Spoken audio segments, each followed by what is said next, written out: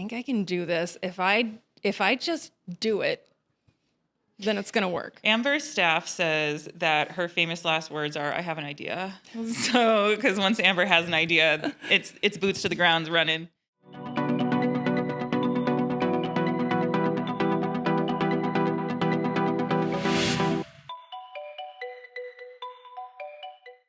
Okay. Welcome to episode 1 of the Foxblood podcast. My name is Lindsay Hearts. Thank you for joining us today on episode 1. I thought it was so fitting to start from my beginning as well and bring on Amber Newberry from Die With Your Boots On in Salem, Massachusetts. Hello. Amber is an author. She is an entrepreneur. She's an all-around creative, and it's also the place, Amber also owns the place where Foxblood has its baby store in Salem inside of her place. So welcome to the Foxblood podcast, Amber. Yay. Thank you. Thank you for having me. Yeah. Excited to be your first episode guest. Number 1, Amber. We have so much history. Can you remember the first time you saw Foxblood? Like, let's bring it way back. Like, tell us how this all began. That's a great question. I feel pretty certain that the first time I saw Foxblood was maybe on Amelia. Oh. So that's Frost Oath on Instagram for those wondering. But I think, seen a lot of different fashions coming through Salem, and because I was looking to open a space in Salem, I was kind of eyeballing whatever anybody around me was wearing, and I was friends with Amelia already, and she had such great style. So I think I asked her one day, I'm not sure what piece it was. I think it was a mesh piece. Probably. That sounds about right for Foxblood, yeah. Yeah, it might have been like a Lilith or a Rhiannon kind of situation. So then what? So you first saw Foxblood. Mm-hmm. Thank you. Thanks, Amelia. Shout out, Amelia. And then tell us, like, you were building a store. Like, you were like the first goth shop in Salem. Like, how is that even possible? And like, how long ago was that? Okay, so we have been in business for 8 years now. And I've been living in Salem for close to 18 years now. And there was a goth shop that was very like old school goth. It was run by some elder goths, and they had a lot of like very like avant-garde, like over the top, but pricier items. Corsets, romantic type goth. Exactly. Yeah. It was beautiful, and we all used to hang out there. We would go to goth nights there. We would party until the morning, and the people who ran it retired. And I was like, well, somebody will get in there and they'll pick up the mantle and it'll be fine. Somebody's going to open a shop in Salem and it'll be no big deal. And it never happened. I kept waiting for years. Years? Yeah. Oh, wow. Literally years. Okay. And then finally I was at a crossroads and I was like, I think maybe I'm supposed to do this. That's so funny. Yeah, because Foxblood gave me like the maybe I'm supposed to do this inkling too. Like, I don't think anyone else is going to do this. I think I'm supposed to do this. It's like one of those kismet, meant to be kind of moments. And Foxblood came into the picture because I was looking for wholesale, vendors, and I kept running into the issue of like, I'm this brand new business and I don't have anything under my belt to vouch for me or prove that I am a worthy person to sell to.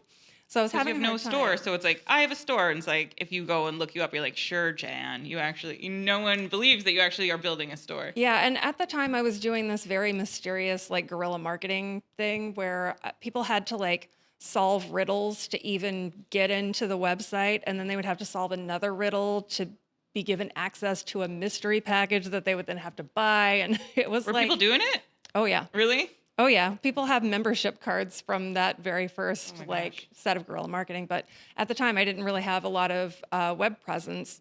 And I reached out to you and I asked if you did wholesale. And you said, sure. And I didn't actually do wholesale. I just said, let's go. It was just so interesting, too, because Amber was the first business to ever ask if I wanted to be in their store, and that's something that was always in the back of my mind, and it's just so serendipitous that here we are today, 8 years later, still like building and grinding together, and Like, what an amazing opportunity to like meet somebody like Amber in that exact moment when I needed somebody to build with. And you did too, probably. You know what I Oh mean? yeah, You I know, because absolutely. not I many needed people all the are help I like could that. get. You know, they say what they're gonna do, and like it comes to fruition. So, yeah. Yeah, that was the very early days, and you were like one of the first brands that we had on the website and then in store because we launched our website before we actually had a space that we could open up in. And it definitely had a draw just because like having the name Foxblood, people No, already you're knew being nice. you. We were literally nobody then. People knew you. At least Get in out of Salem, here. they knew you. Yeah, that was so long ago. That's the goth mecca. I guess so, yeah. But no, I don't. And it's so interesting because like back then, I think there was like 4 designs that I was really like cranking. You know what I mean? It And was now we have. I don't early. even know how many, but like a lot. I think we have like 100 designs on the website right now or something. That's so many. It's so many. I'm just trying to think of what I ordered first. I definitely remember the Lilith being one of the very first purchases, and then maybe the Courtney. Yeah. That was a really good dress. Thank you. Thank you so much. So you finally got your store open in Salem 8 years ago, and what was the reception like locally? Were people? I can't even imagine people being like, "What is this?" Like that must have been so needed. Yeah, people were very excited. And of course, I was working downtown. I had been sort of taken under the wing of Sarah, the owner of Moon Baby, and Liz, the owner of Witch City Wicks, who I was working with. I had done some events with Liz from Witch City Wicks. And she hired me to work in her store, just sort of knowing that this was the general plan, was that I was going to open my own business eventually. And she kind of taught me some of the ropes. Salem has some very tricky like rules and regulations and laws History and town, things. historic. You know, that's a Yeah, Puritan sensibilities, we'll say. And they gave me a lot of pointers, and were just really, really great. It's like neighborhood help is really important and also hard to find these days, I think. That first store was tiny, and you still have it. And it's like your Yeah. business owner journey has like changed and grown so much. Do you feel like there's just been so much growth and depth? Do you think today you would have imagined that where you are today, like 8 years ago, or did you think you were going to be in that little building? Like, did you think ahead this far? No, I mean, I hoped that I would not have to go back to working for other people. Of course. But you never know. Like when you're starting a business, it could go either way. And my dad also has owned a couple of businesses over the years, and I've seen kind of the scary side where things don't work out the way that you hope it's going to. So I was nervous about it. I knew it was kind of a one-shot situation that I was going to have to make it work if I didn't want to go back to working for somebody else. But it worked out. I mean, here we are. 8 years later, and we've expanded, and I thought it was going to be just my partner and myself, Nick, working together in the store, and that was going to be it. Maybe we hire like a part-timer, but now we have like 15 employees. So you started in the small store, and then did you go looking for a bigger store where you are now in the Witch City Mall, or like were you looking, or what happened? Yeah, so at the time, so our store is on the wharf, Pickering Wharf in Salem, which is a great property. It's right on the water. You can actually see the water from the storefront. It's really beautiful, but it's a little off the beaten path, and it gets kind of lost sometimes. I think that people walk by it going to the Seven Gables. We were very lucky because people were really excited about us opening, and we had an online audience already when we opened the doors, so people were coming to town to visit us. But it was in a spot that was really small. We had barely any back room space. And I mean, a lot of places in Salem are small. They're quaint. they are quaint. It's quaint. And it's great. Like, Yeah. we yeah. like that But too. you, as somebody who's always also been a champion of size inclusion, it takes a lot of inventory, which takes a lot of Yes. space. And as we expanded our shoe selection, because we have boots in our name, we had to make more room for shoes. If we were going to be selling more and more boots and shoes, we knew that we were going to have more space. So we actually ended up moving into a warehouse space that was Witch City Wicks space. So we ended up sharing space again, even after I was done working for them. They kindly let us move into some of their extra rooms, but maybe 8 to 10 months into that, we outgrew the space that we had there because of our shipping and just incoming, outgoing, all of that. It was just too much to fit in the space. And Liz was also expanding so hard that she needed the space back. So we were like, it'd be really great if we could find a spot that can house both the store and the warehouse. And we saw this strip mall church that had been on the market for a little while. And I was like, that's too big. But I kept But in the Witch City Mall, like that's in the Witch City it's Mall. such like an iconic location. Iconic, yes. And also known for its bathrooms, Yeah. which thankfully we don't have to use because we have our own. Yes. That is an infamous part of Salem. Yes. Yeah, Witch City bathrooms. don't look it up. No. I would not recommend. We were a little overwhelmed by it. We were like, it might be too big. We went and looked at it, and it was enormous. It's probably the biggest downtown footprint in Salem. It's huge. It has a stage in it. And my partner and I are both musicians, and we were like, we really need to keep the stage if we're going to do this. And the more we thought about how we could use the stage, we could host like musicians and drag shows and just all sorts of kinds of events. And we realized that the back room was big enough to have a huge shipping operation. So we took the gamble and we went for it. And that's where we are now. That must have been a huge investment. It was terrifying. Yeah, I can only imagine. That was the first time Transforming a church. Girl. Yeah. That was my first loan, actually. My first ever business loan was making that space livable. And it was also happening in 2021.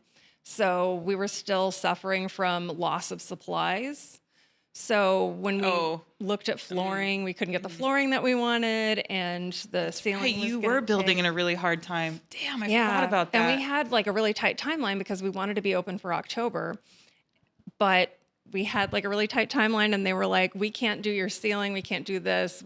But I was like, you can get the floor done and you can knock out these walls. And they were like, yeah, we can do that. And it did run a little bit late. I think it was 6 weeks later than we had planned for. And the last night that we were there until 3:00 in the morning. And then we took a video of us all like toasting with beers and Red Bulls. Then we went home and washed up and slept for like 30 minutes and then went back in and opened the store for the first time in October. Damn, you went through it. It was crazy. Good for you. No, I remember good kind of time. watching that. So the store is massive, and fast forward like a year and a half into it. I don't know if you always had the idea of like putting Foxblood in it or what, but I remember you were like, "Can you come to Salem? I'd like to sit down and talk to you." And I was like, "Okay, Salem trip, let's go." And I remember going and we really you had the proposition of putting a mini Foxblood inside. And it's been so cool to say we have an East Coast location that you run. I was very nervous about asking you because I was afraid you were going to say no. I'm so busy. You What? said Yeah, who yes. would say no to that? Come on. I mean, I don't know. I was anxious. There's also the imposter syndrome that I feel like you almost never get over as a business owner. You have to kind of power through that to get things done. And that was one of my things. I was really nervous that you were going to be like, oh no, we have all these other plans and I don't think that this fits into it. But I just thought that the brands had been so synonymous for such a long time, and it was already such a big footprint in the store. I was like, why not give it its own section with the branding and make it look like yours? And I think that worked really well. And I think people were really, really excited locally to be able to come in. Like I remember people trying to peek in. We had these big plastic curtains Me up. and Amy came to Salem and we literally we decorated that ourselves. We DIY'd it. I was shipped in flowers from Istanbul, the whole thing. Yeah, we burned the crap out of our hands. Yeah, we all had hot glue. Hot glue stuck to our fingers. Yeah. Blood, sweat, and tears. But that's all part of the process. So you have to be willing to do all that. I love DIYing things. I DIY'd this set. It's so cute. Also, did you notice that the lights are pink for Die With Your Boots On? Details.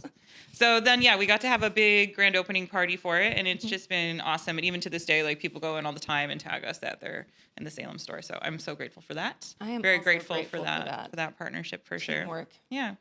So tell us more about what it's like in general, just having a seasonal business over there in October. Like, tell us what it's like actually living there and like having the tourists come and go through your town. And I know that not all the tourists are, cool weirdos. They're sometimes the bad weirdos. We sometimes get that, yes. Yeah. But the good ones make it worth it. But I would say the grand majority of people are, much more well behaved. But the tail end of October is when we like to say that we get the customers who are a little more difficult.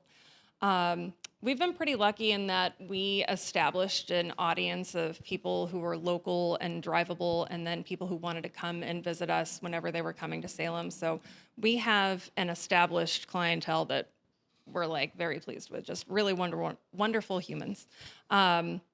Seasonality has changed significantly since we opened our business. Really? When we first started, we would get into the December, January, February, March, and that's when nobody was coming to Salem.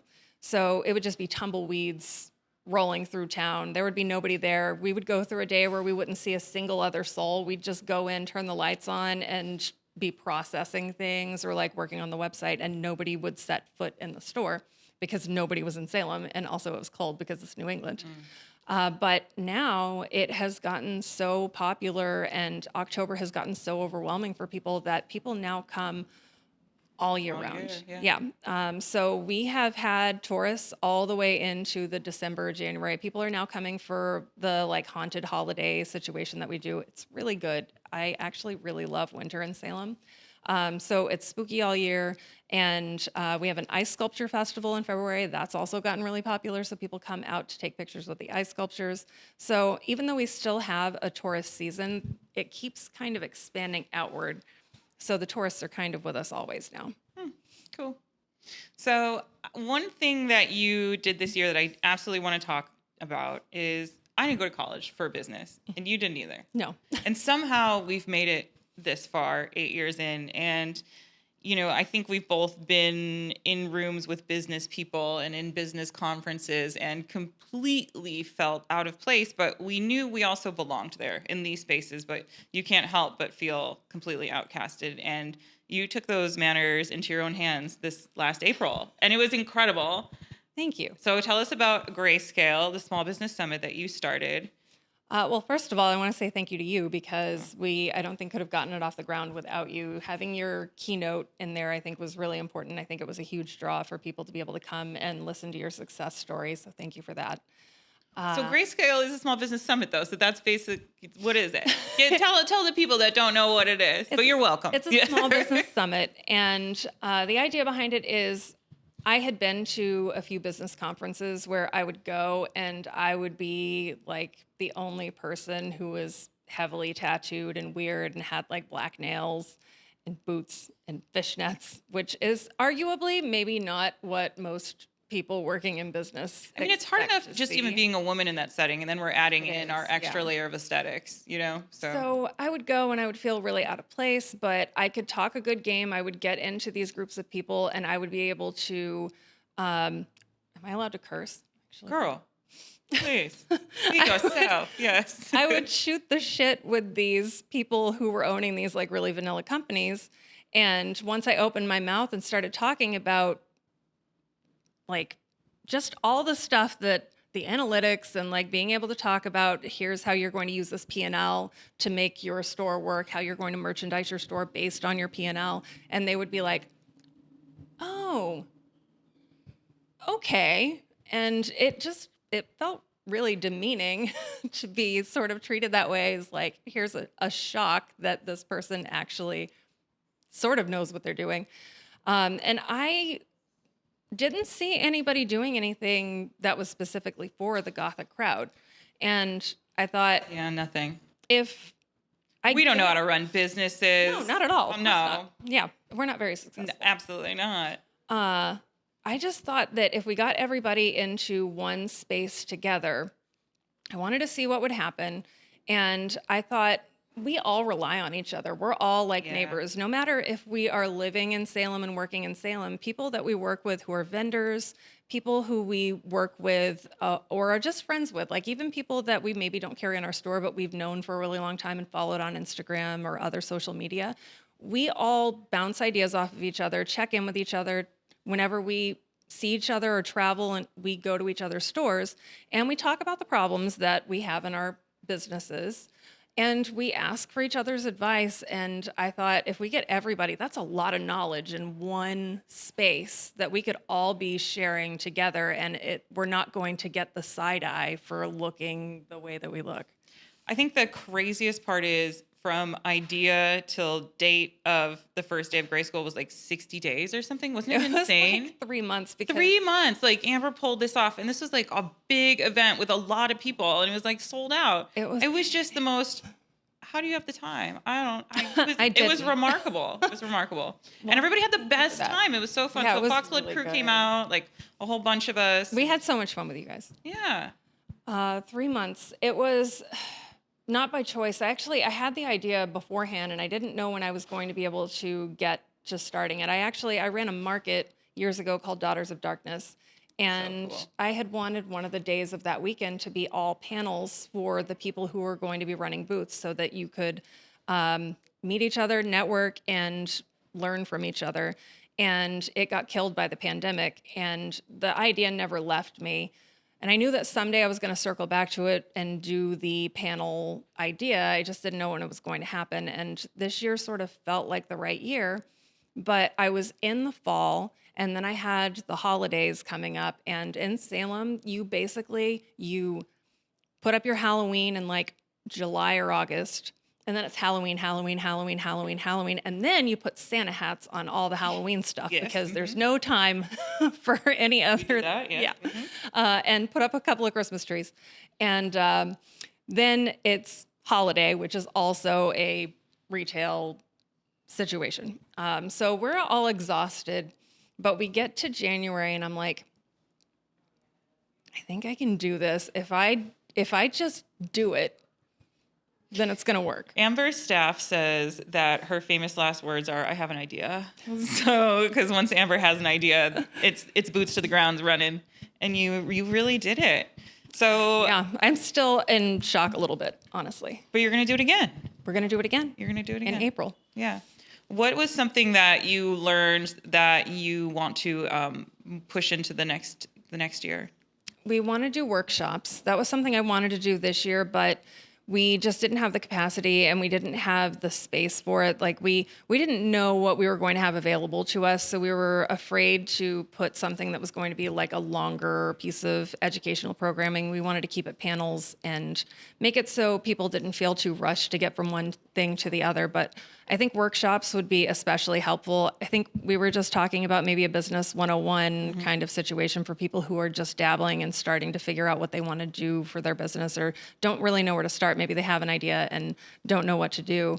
I think that would be a really good workshop. But also, everybody we know is just a wealth of knowledge. Yeah. Like Liz makes candles. Maybe Liz could do a candle workshop or something like that. I could do a merchandising workshop or a P&L workshop. Like there are just so many things that I think that we as the weird kids kind of missed out on because so many of us didn't feel like college was for us. Specifically, I dropped out and climbed out of my dorm window because I hated it so much.